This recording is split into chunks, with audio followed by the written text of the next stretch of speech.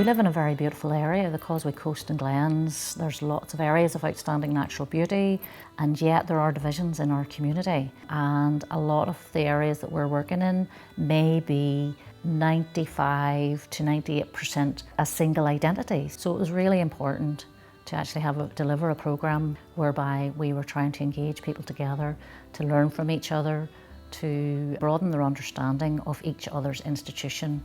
And it was meant to engage 8 different institutions within our area in Causeway Coast and Glens.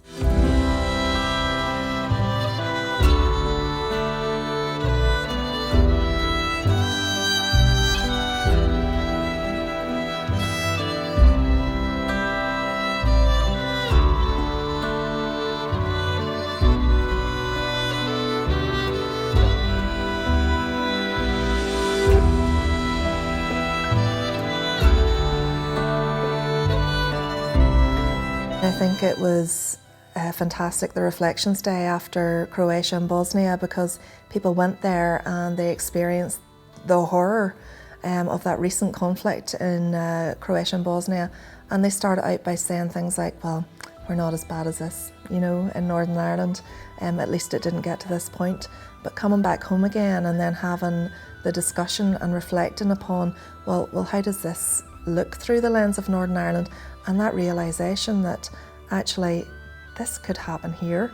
You know, we're very lucky that it didn't get to that extent, but you know, that realisation that things really need to change and that we need to make this huge push to enable things to just keep moving forward. It's opened my eyes. Like, for years I would have just been heavily involved in the Republican side of stuff, and you would never have seen me in the same room as members of the Orange Order, RBL. It just wasn't my scene, you know, because you're taught this was good, this was bad. But I've completely, like when I came home from Croatia, who I had met, and just when we sat in discussions, and we basically seemed we shared the same values. It was just 2 different colours, but when we came together, it was all. You know, so to me, the whole thing has just been fantastic. The storytelling evening at BCRC was all about capturing some of the real rich history and culture within the institutions. It was about looking at the stories we tell and looking at really how they're quite similar, how we share some of the same music, how you know, the cultures are actually interwoven within each other.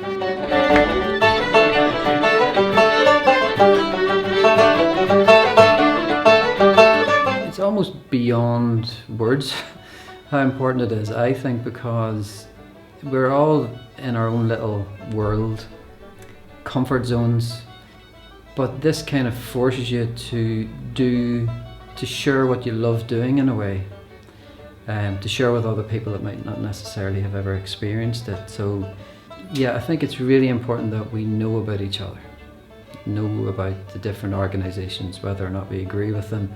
And you'll only ever learn about those types of things by getting off the couch and coming out to here.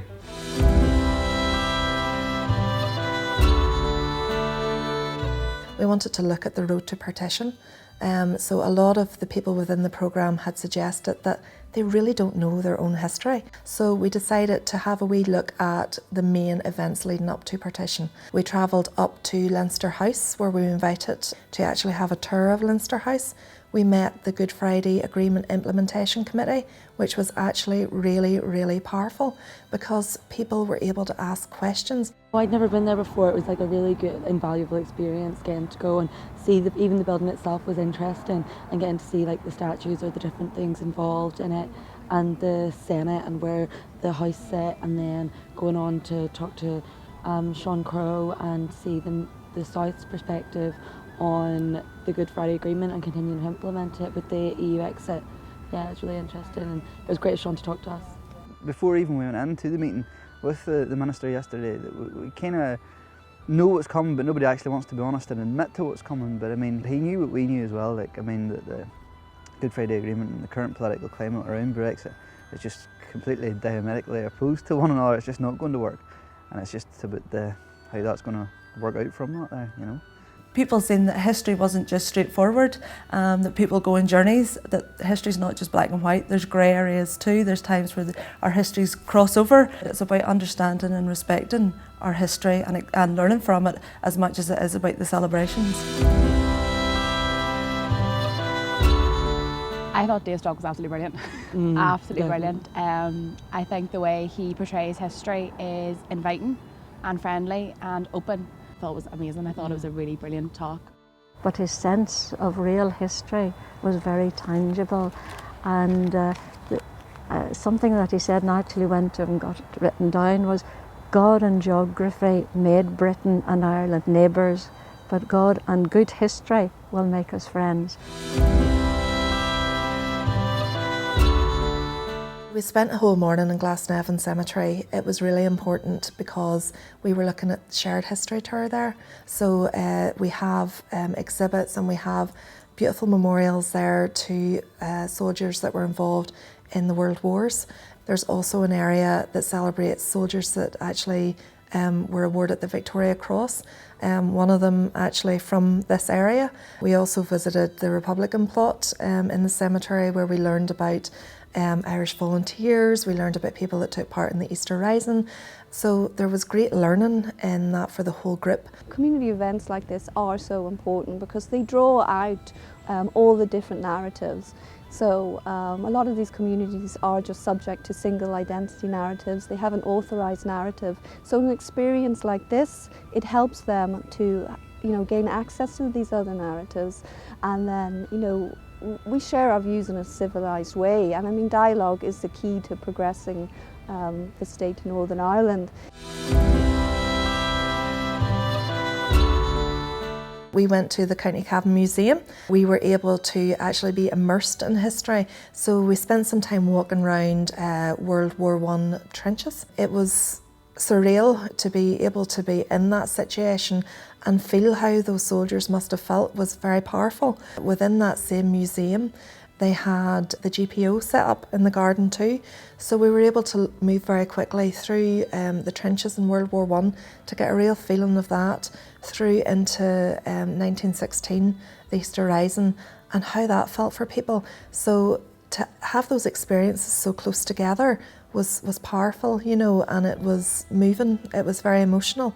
You're meeting people that you wouldn't have met before, you wouldn't have been in the same social circles, but again you're finding out how much you have in common. We all know what separates us, two flags, and one people identify with one, another group maybe with the other. It's about respecting both traditions and passing that down through. It has to start somewhere. The journey of 1,000 miles starts with the first step. The last part of our journey, we actually travelled to Cookstown to meet with Kate Clifford from RCN. She ran out a workshop on Brexit, and it was very interesting. It was very interesting because there was such a variation in the room, and it was interesting that we actually agreed on quite a lot.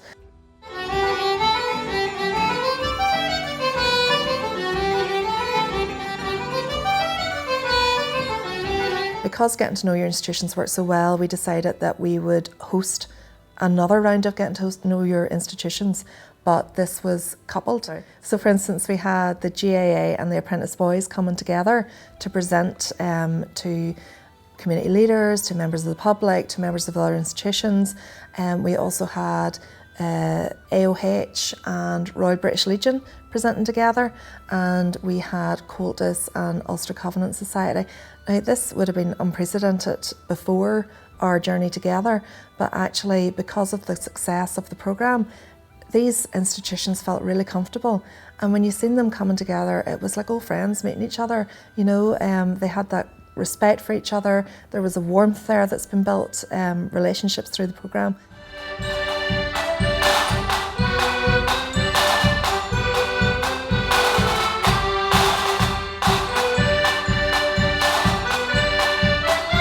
What's happening here tonight is two communities getting together, one from different sides, and expressing their history, their culture, and what happens within their community. Programme Piece 4, to me, has brought me to meet people that I wouldn't meet in a normal walk of life. They would I greatly enjoyed the whole programme. The learning of the history itself, so complex, so difficult, and I didn't know about it. It has been a really, really rewarding experience. We have been really heartened by the experience. It has been very, very different watching it grow in the North Coast in comparison to other places where we've run it.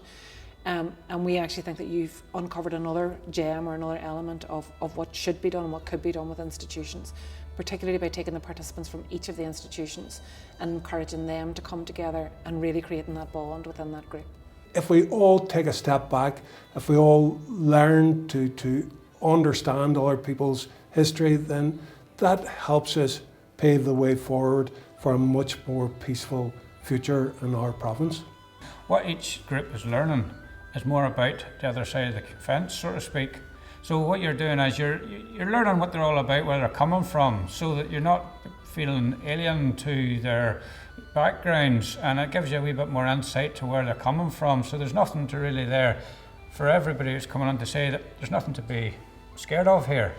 Once the message gets out there, through social media or tabloids, it'll showcase what the project is about, and hopefully it'll create other projects similar which we can extend to outreach programs within church groups, schools, etc., to promote mutual understanding within our community.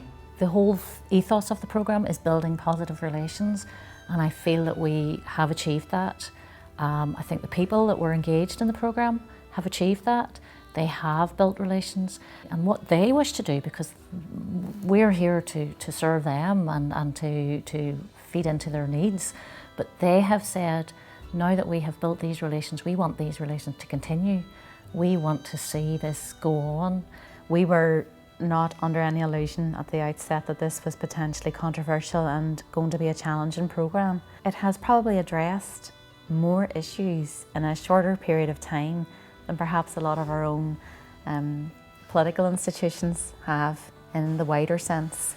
So in terms of was it successful, absolutely it was successful. I think it would be great if a programme like the Key Institutions programme could be rolled out throughout Northern Ireland. We do really strongly believe that it's a model that we can replicate. I think this programme, Key Institutions, has been groundbreaking. We need to continue pushing forward with the work. We need to further develop these relationships. We need to continue on into civic society and into community leaders and say, look at the examples that the institutions have shown to you as leaders in Northern Ireland. Please take the learning from this and move forward.